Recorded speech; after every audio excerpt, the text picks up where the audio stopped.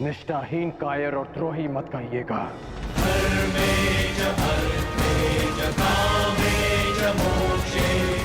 आज मैं आपको एक वचन देता हूं युवराज। इस युद्ध के केवल दो परिणाम आएंगे। पहला, इस युद्ध के पश्चात आपके शीश पर राज मुकुट होगा, या दूसरा, इस कर्ण के धड़ पर शीश ही नहीं होगा। आज्ञा दीजिए।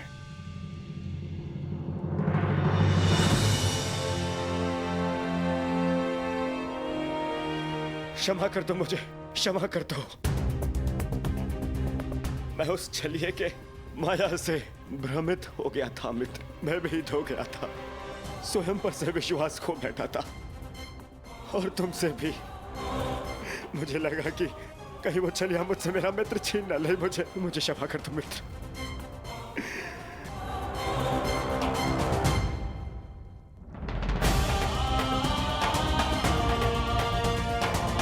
बस मित्र, बस।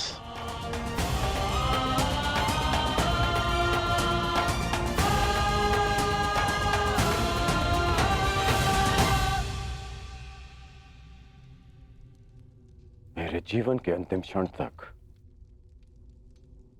ऐसा नहीं होगा मित्र। तुमसे तुम्हारा मित्र मृत्यु अवश्य छीन सकती है,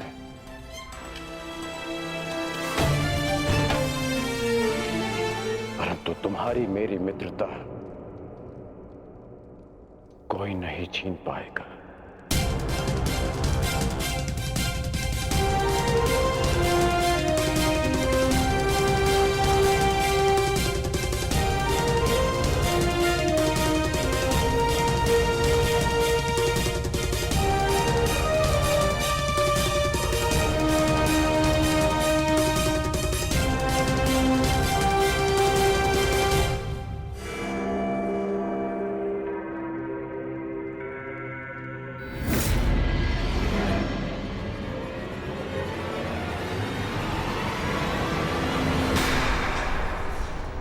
मुझे मेरे मित्र से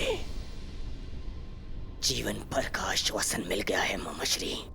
अब कभी मेरे मन में मेरे मित्र के विरोध में विष भरने का प्रयास मत करना। मेरा मित्र मेरे साथ है।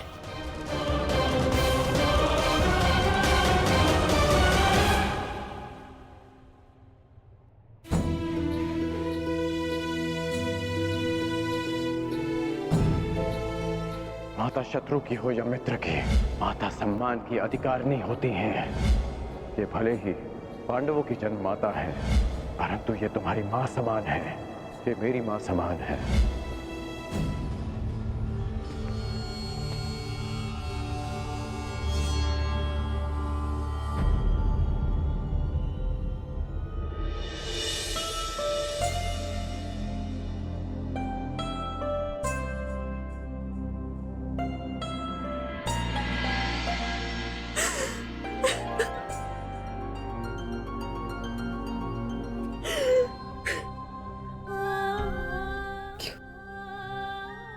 तुमने ऐसा क्यों नहीं सत्य बताया दुर्योधन को? माता अपना कर्तव्य निभाने में असफल रहे, इसका अर्थ ये नहीं कि एक पुत्र भी अपना धर्म भूल जाए। पुत्र होने के नाते माता के सम्मान की रक्षा करना मेरा धर्म था। यदि सत्य सबके समक्ष आ जाता, यदि मैं आपको सत्य कहने से नहीं रोकता, तो केवल आप इस राज परिवार में अपना सम्मान नहीं खोती, अभी तुम्हें भी स्वयं अपनी ही दृष्टि में गिर जाता।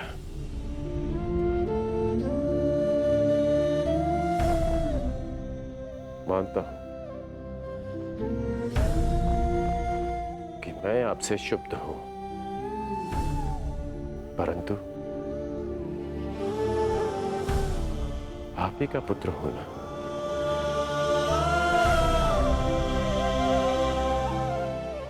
कर्मबद्ध हूं, पर धर्मबद्ध भी।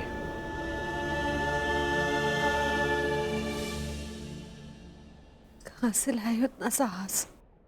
कैसे अर्जित किया इतनी पीड़ा सहने का सामर्थ्य? कैसे आई उदारता तुम्हारे हृदय में? तुम्हारा हृदय तो कहां से भी विशाल है। कौन हो तुम? कौन हो?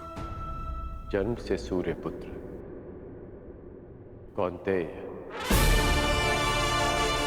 परंतु कर्म से एक सूत पुत्र राधे कर्ण।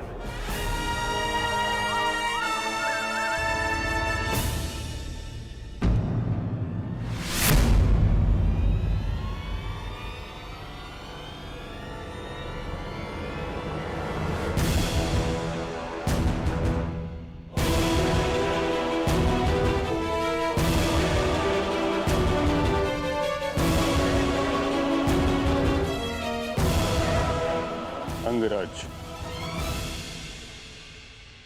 मैं कुंती से एकांत में बात करना चाहता हूं।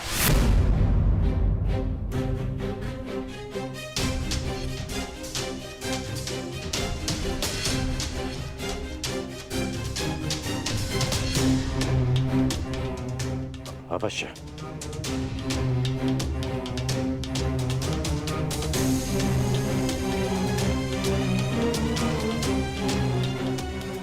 प्रणिपात।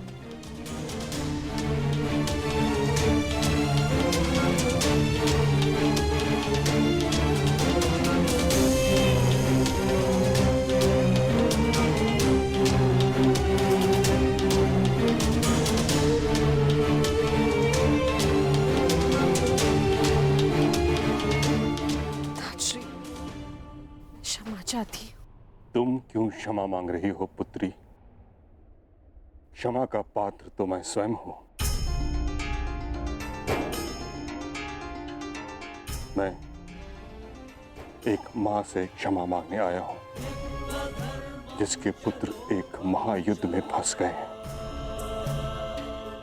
जिसकी उत्तरदायी तुम नहीं, मैं ही क्या, समस्त महारथी आचार्य, हम सभी। हम इस युद्ध को रोकने में सक्षम थे, परंतु रोक नहीं पाए। इस बात से मन संतुष्ट है कि तुम्हारे सभी पुत्र धर्म के पक्ष में हैं। यदि उनमें से कोई एक भी मेरे पक्ष में होता तो मैं उसकी रक्षा के लिए कुछ नहीं कर सकता था।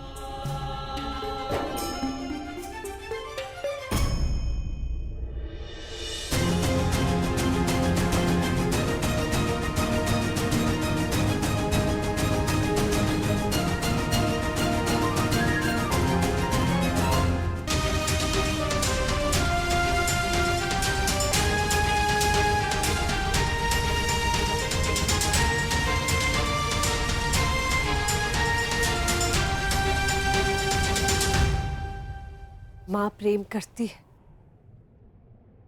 और पिता न्याय करते हैं। आप तो पिता मां हिताश्रय। मेरे पुत्र अपना न्याय मांगने आ रहे हैं और मुझे विश्वास है जो न्याय संगत होगा पितामह वही करेंगे।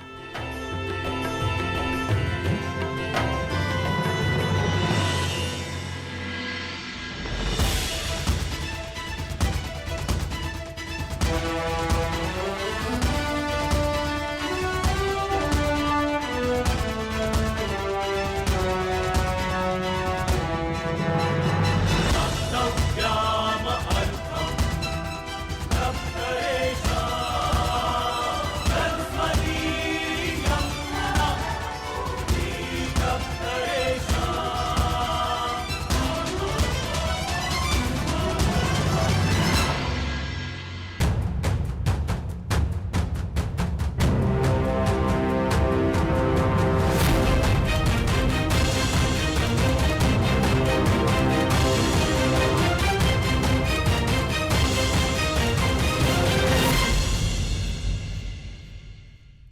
माता, क्या आज मैं आपसे कुछ मांग सकता हूँ? हाँ पुत्र, अवश्य। जिस युद्ध में मैं आज जा रहा हूँ माता, वहां या तो मैं विजयी होके लौटूंगा और या फिर वीर गति को प्राप्त हो जाऊंगा। जीवित वापस आने की और वीर गति को पाने की संभावनाएं समान है माता। यदि जीवित वापस आया तो कोई बात नहीं, परंतु वीर गति पाई तो सदा एक घाव मन में रह जाएगा माता। घाव की मेरी माता ने कभी मुझे देखा ही नहीं और मृत्यु के पश्चात भी उन्हें मेरा मुख स्मरण ही नहीं होगा। माता, बस एक विनती है, युद्ध से पूर्व एक बार, बस एक बार मुझे अपनी दृष्टि से देख लीजिए माता। बस एक बार अपनी माता की ममता भरी दृष्टि अपने आप के ऊपर डालना चाहता हूं माता। मैं जानता हूं पिताश्री के लिए ये संभव नहीं है माता, परंतु आप तो एक बार मुझे देख ही सकती माता। आपकी कृपा दृष्टि मेरे लिए आशीर्वाद होगी माता। बस एक बार।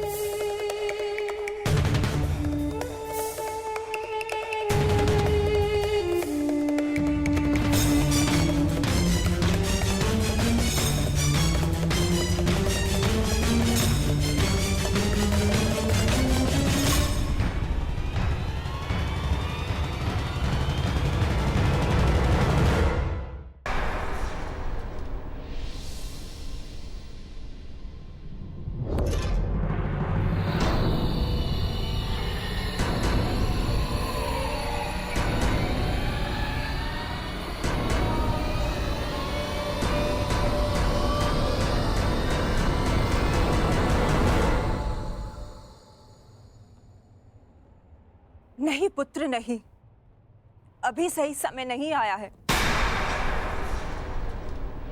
परंतु ये माता वचन देती है कि जिस दिन तुम्हें मेरी दृष्टि की आवश्यकता पड़ेगी, उस दिन ये माता अपने पुत्र के लिए अपने पति को दिया प्रण भी भूल जाएगी।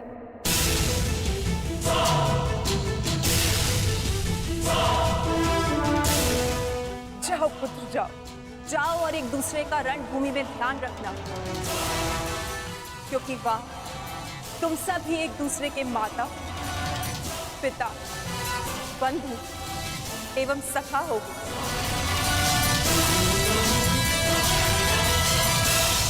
अब आज्ञा दीजिए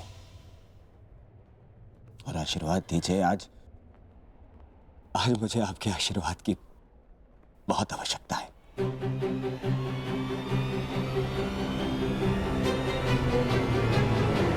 कल्याणमस्तु पुत्र, तुम सभी का कल्याण।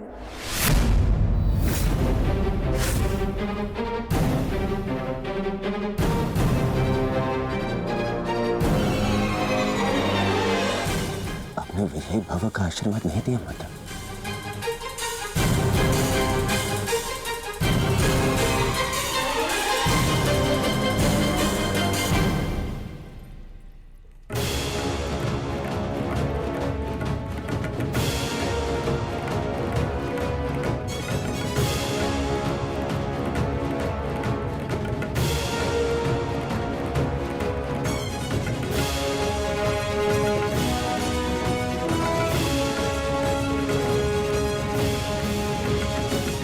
आशा करती हूँ वृकोदर, युद्ध समाप्त होने के पश्चात आपकी पत्नी पुनः अपने केश बांध सकेगी। मुझे विश्वास है पांचाली, इस आने वाले युद्ध में मैं वृकोदर भीम उस दुशासन की छाती फाड़कर उसके छाती के नहु से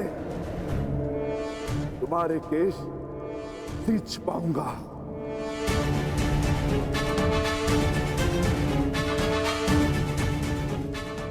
हर हर महादेव! हर हर महादेव! अधिकाराणां प्राप्त्यर्थं साम्राज्यार्थं न्यायानां अधिकाराणां प्राप्त्यर्थं साम्राज्यार्थं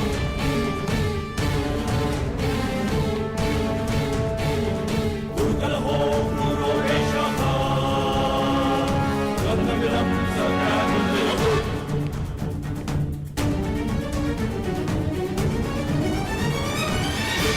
न्यायस्य अन्याये पुण्यस्य तथा च पापे योग्यस्य वा अयोग्ये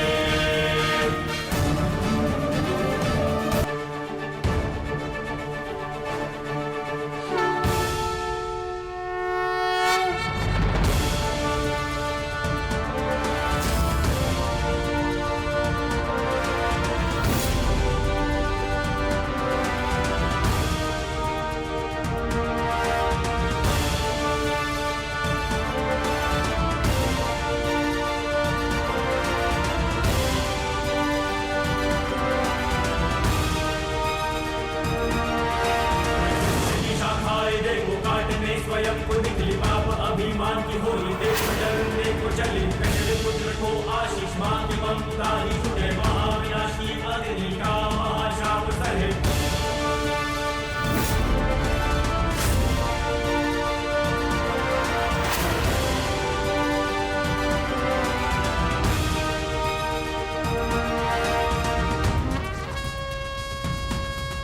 क्या पाप है सीमा से निकला धर्म है अब जाए दिया विधाता ने है जो हर अवसर जाए झूठा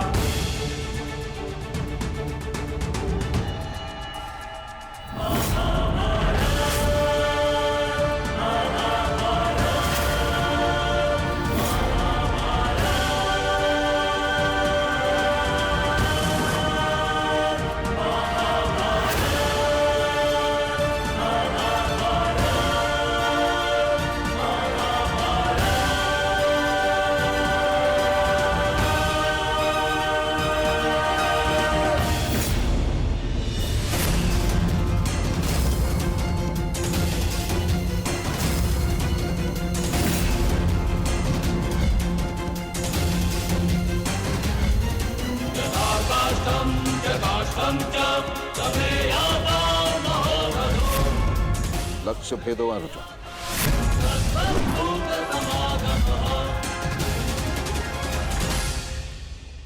मैं नहीं चाहती कि मेरा कोई भी पुत्र एक दूसरे का वध करे।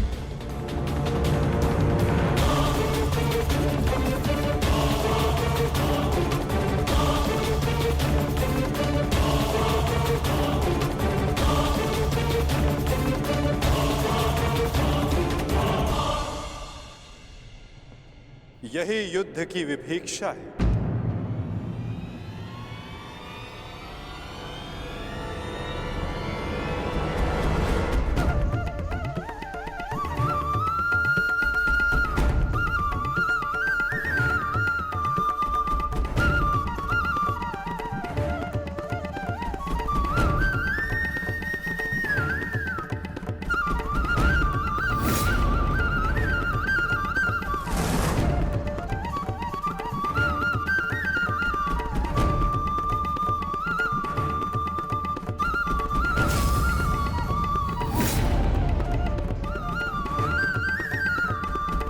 चाहे जो भी पक्ष जीते, परंतु हानि दोनों ही पक्षों को होती है।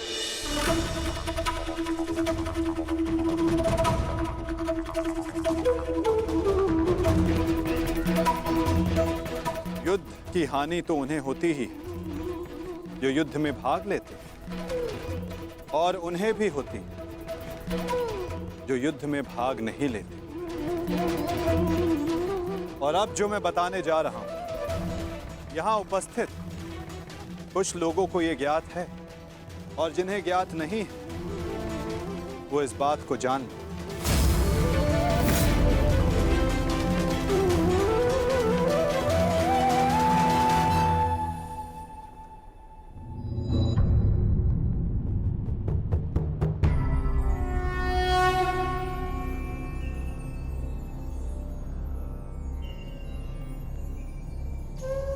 इस युद्ध के लिए ये कुरुक्षेत्र की भूमि उचित क्यों है? सर्वप्रथम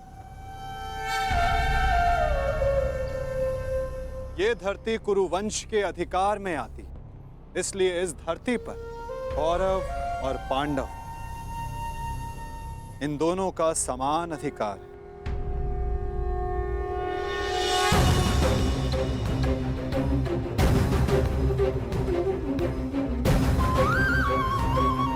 ये भूमि, ये पवित्र स्थल देव नदी सरस्वती के दक्षिण और दृश्यवाही के उत्तर दिशा में आता है।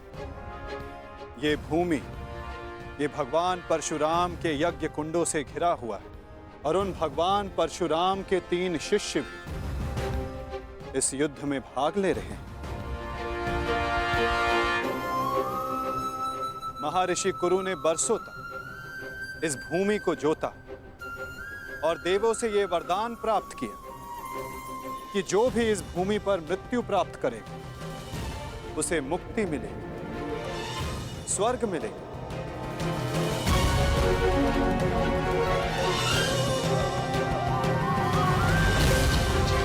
और जिसे विजय प्राप्त हो उसे न्याय मिलेगा। ये भूमि न्यायदात्री, पाप नाशिनी है और ये युद्ध भी न्याय के विजय के, पापों के नाश के लिए हो रहा है।